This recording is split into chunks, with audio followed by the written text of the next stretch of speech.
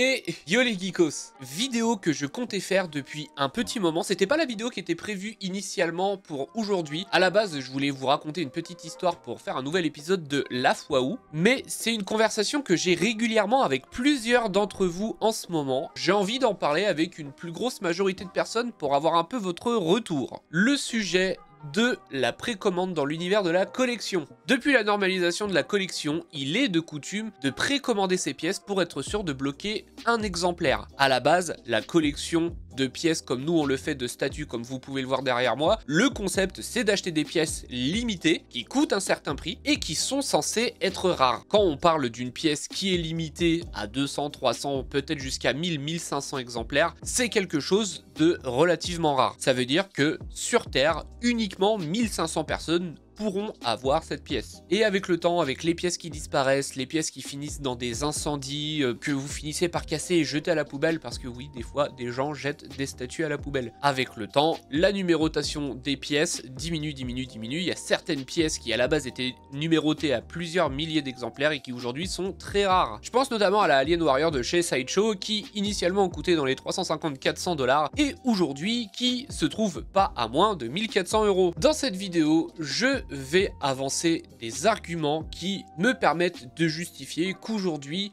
la précommande, c'est pas quelque chose de conseillé. J'attends également d'avoir votre retour sur la question en commentaire. S'il y a des points que j'aurais dû souligner et que j'ai pas fait, n'hésitez pas à le dire et on pourra continuer à discuter là-bas. Donc déjà, point numéro 1 qui me force à constater que les précommandes aujourd'hui sont extrêmement déconseillées, la stabilité du marché. Si vous faites partie de l'univers de la collection, de la statue, des figurines, etc., vous n'avez pas pu passer à côté de l'information que le milieu de la collection va très très mal, et plus principalement le milieu de la résine. Les studios qui ferment, les pièces qui subissent des downgrades, les problèmes de conception, les mecs qui se barrent avec la caisse en laissant tout le monde sur le carreau. Je pense notamment à Camille Arts, tout le monde qui a sauté sur la statue de Megatron qui verra jamais le jour, ou encore l'affaire Oniri qui s'est conclue finalement par quelque chose de positif, ça a été racheté. On est quand même passé pas loin du drame, il y en a pas mal qui étaient encore en train d'essuyer leurs larmes au moment où l'annonce a été faite que Oniri avait été repris. Taka Corp également, qui sont dans le mal depuis le rachat par Playstoy, où on a quasiment aucune statue de vieilles choses annoncées qui sont pas sorties. Ensuite, il y a des grosses boutiques qui ont fermé. Enfin voilà, j'ai plein d'exemples comme celui-là. Aujourd'hui, quand vous précommandez une statue, vous n'avez plus aucune certitude à 100%, soit d'avoir votre pièce, soit de récupérer votre argent. Si le studio venait à faire faillite et que vous aviez précommandé directement sur le site du studio, vous pouvez dire adieu à votre argent. Si en parallèle, vous aviez précommandé des pièces du studio qui fait faillite auprès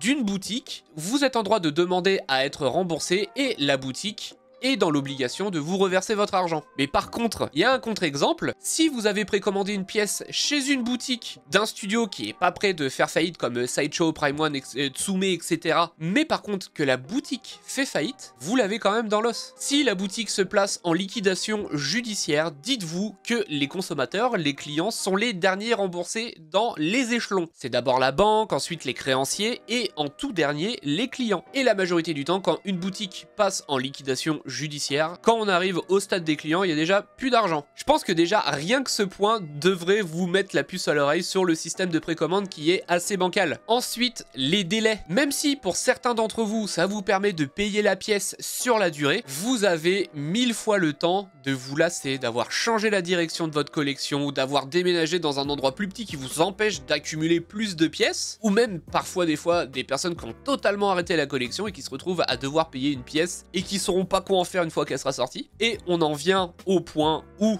la revente de précommande est extrêmement compliquée à moins de la brader. Donc tant mieux pour la personne qui, elle, va être patiente et qui aura racheté votre préco à plusieurs centaines d'euros en moins. Mais pour vous qui avez préco, les 3/4 du temps, c'est compliqué de récupérer quasi l'intégralité de votre somme. Après, il y a certains contre-exemples. Les bustes de chez Tsume, les meubles, celui de Luffy ou celui de Naruto, je crois que c'est sold out et des gens arrivent à revendre les précos au prix initial. Mais j'en vois encore beaucoup sur les groupes avoir une liste de précommandes de plusieurs dizaines de pièces. Moi, par exemple, pour vous donner une idée de mon système de fonctionnement, je préco jamais plus de 2 pièces à la fois. Là, pour vous donner un exemple de préco à revendre, j'en ai moi-même subi les frais récemment, j'ai revendu ma préco de la Batman Nightmare de Queen Studio. Je veux totalement arrêter d'acheter des pièces tirées des films, même si j'aime beaucoup le Batfleck, je veux pas avoir tous ses dérivés. Je préfère investir l'argent de la Batman Nightmare dans une pièce de comics ou dans un personnage que j'ai pas. J'ai un Batfleck de 1 mètre de haut qui d'ailleurs va pas tarder à être vendu. J'ai voulu vendre cette préco. Le prix en France c'est autour de 1300 €. Après j'ai fait plaisir à quelqu'un de ma communauté fatalement, mais j'ai revendu ma préco à 1000 €. Incessamment sous peu, il recevra sa Batman Nightmare de Queen Studio pour 1000 €. Tout ça pour vous dire que j'ai perdu de l'argent dans la manœuvre. Pour moi, le système de précommande, c'est de l'argent en otage. Si le studio décide de repousser de 5 ans la pièce, l'argent, vous pourrez pas le récupérer, surtout si vous avez acheté auprès du studio. Il y a certains studios qui sont suffisamment honnêtes pour rendre l'argent quand ils ont très largement dépassé les délais d'attente, mais auprès des boutiques, ça fonctionne pas comme ça. Quand vous précommandez votre statue,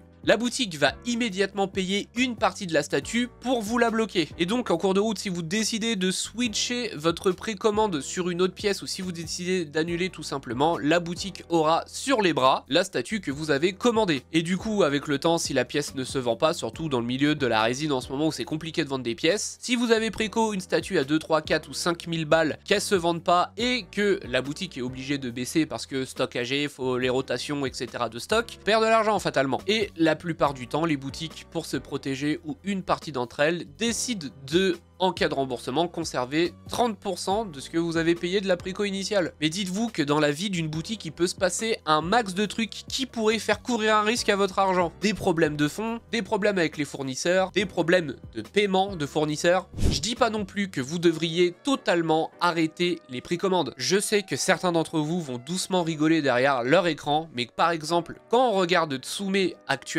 avec leur nouvelle méthode de fonctionnement de précommande, vous avez vos statuts chez vous entre 3 à 6 mois. Je pense notamment aux Ikigai et aux Bijutsu. Bien évidemment, les autres formats comme les Duramax, les HQS, etc. ça prend beaucoup plus de temps, surtout que récemment, apparemment, ils ont eu des problèmes au niveau d'une de leurs usines. C'est pour ça que j'attends toujours ma Joker de luxe d'ailleurs. Même moi, j'en subis les conséquences. Mais le contre-exemple, par exemple, la Batman Tsume Duramax, je l'avais pas préco initialement, je l'ai voulu qu'une fois qu'elle est sortie et j'ai galéré comme pas possible à m'en trouver une. Il y a certaines pièces où le sold out est réel. Quand c'est une pièce absolument coup de cœur, là je vous conseillerais de précommander. Également, si c'est une pièce qui est extrêmement dure à trouver ou si c'est une exclusivité d'un pays où c'est très limité, là c'est pareil, c'est un coup de cœur, achetez. Moi pour vous dire, je viens à peine de finir de payer le nouveau buste de Limit Studio du Batman Hush taille réelle, exclusivité Asie, 99 exemplaires. C'est pas une statue où j'aurais pu me décider au dernier moment, parce que je suis obligé de passer par un importateur. Mais voilà, Tsume, dans leur nouvelle démarche, cherche à raccourcir au maximum les délais de précommande. Et je pense que ça, c'est le nouveau format de précommande acceptable. Le nouveau système également qui est à la mode et qui fonctionne fatalement, c'est le système de Cartoon Kingdom, où vous avez les pièces dans un temps record, ou même des fois les pièces sont immédiatement disponibles. Également, ce qui fait que vous ne devriez plus précommander à outrance, c'est la disponibilité des pièces en fin de compte en seconde main et également en solde. Peut-être que vous verrez la statue de vos rêves sold out ou sur liste d'attente chez Sideshow, Prime One, etc. Dites-vous juste que tout le monde n'a pas sauté dessus pour l'acheter. Dites-vous que tous les fournisseurs mondiaux ont pris leur quantité pour les distribuer. Ça veut pas dire qu'elle est absolument introuvable, ça veut dire que chez le fabricant, il n'y en a plus. Mais vous verrez qu'aux prochaines soldes, vous en verrez popper. Et souvent, à des prix vraiment ultra intéressants. Je parle de certaines pièces qui, au bout de même pas un an, étaient bradées à 30-40%. Ce que j'estime être le vrai prix des pièces. Moi perso, je précommanderai jamais du Prime One. Prime One, c'est des pièces qu'on trouve à 2000 € à leur annonce et lors des précos. Vous êtes sûr qu'en moins d'un an, vous la trouvez à 1200 €. On parle de certaines ristournes qui peuvent aller jusqu'à moins 50%. Par exemple, l'année dernière, on avait pu avoir en solde à des prix de malades mentaux les Prime One de Attack on Titans et de My Hero Academia, des pièces initialement à plus de 3000 balles qui étaient bradées à 1200-1300 € en fonction de l'édition que vous vouliez. Est-ce que ça aurait pas valu le coup d'attendre 2-3 ans en ayant peur de peut-être ne jamais l'avoir? Et ça, j'ai jamais entendu quelqu'un dire je cherche cette pièce de studio, je l'ai jamais vue en vente, c'est introuvable. En principe, n'importe quelle grande marque qui a proposé une statue en vente, vous finissez un jour ou l'autre par la retrouver. Et je suis l'exemple typique de la patience. Il y a des pièces où j'ai attendu bien 7-8 ans avant de réussir à les trouver. Je pense notamment encore une fois à la Batman Ben Affleck 1,5 part bientôt. Putain, j'en ai marre de le redire. Je l'aime de fou cette pièce, mais putain, elle prend trop de place. Ou je pense notamment à ce morceau juste ici. Ça c'est pareil. C'est une pièce que j'ai voulu, mais pendant facilement 7-8 ans, et que j'ai fini par réussir à trouver. Il n'y a pas de cas de figure où une pièce sera tellement rare que vous ne la verrez plus jamais. Il y aura toujours eu quelqu'un pour l'acheter neuve à plein tarif, et il y aura toujours quelqu'un pour la brader parce qu'il n'arrive pas à la vendre. Je vais pas dire que je suis content de l'état du marché de la collection aujourd'hui, je dis juste que les prix bradés et les prix d'occasion devraient être dans votre tête les vrais prix. Précommandez uniquement les pièces que vous voulez du fond du cœur. Aujourd'hui, il y a des marques qui vont vous obliger à précommander comme Sideshow malheureusement. Sideshow ont annoncé diviser par 2 ou par 3 le nombre de pièces qu'ils vont envoyer en Europe. Grosso modo, ça veut dire que Sideshow livrera les personnes qui auront précommandé et il n'y aura pas de pièces immédiatement disponibles sur le marché en boutique. Ou du moins, il y aura très peu de pièces, faudra vraiment fouiller. Mais voilà, la collection, c'est un business de thunes, mais pour moi, c'est un business de patience et de négociation. C'est même un des meilleurs axes pour moi. Bon, encore une fois, avec cette vidéo, je vais pas révolutionner le milieu. Je pense que c'est surtout à destination des néophytes de l'univers de la collection, ceux qui connaissent pas trop les us et coutumes, les plus solides d'entre vous, les plus gros collectionneurs, les vieux de la vieille, etc. Encore une fois, une vidéo avec des conseils où vous allez vous dire « Ah bah sans déconner, patati patata », j'entends, hein, tranquille.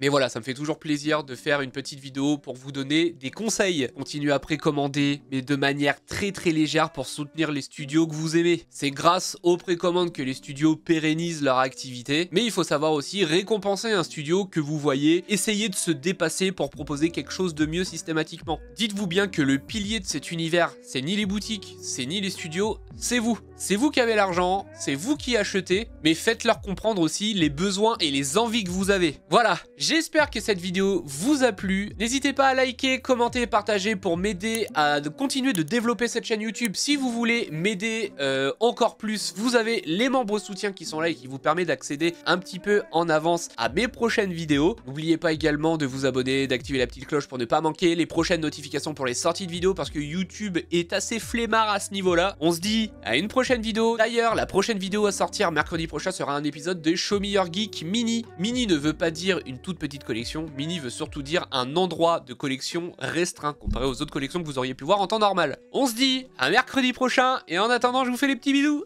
Ciao!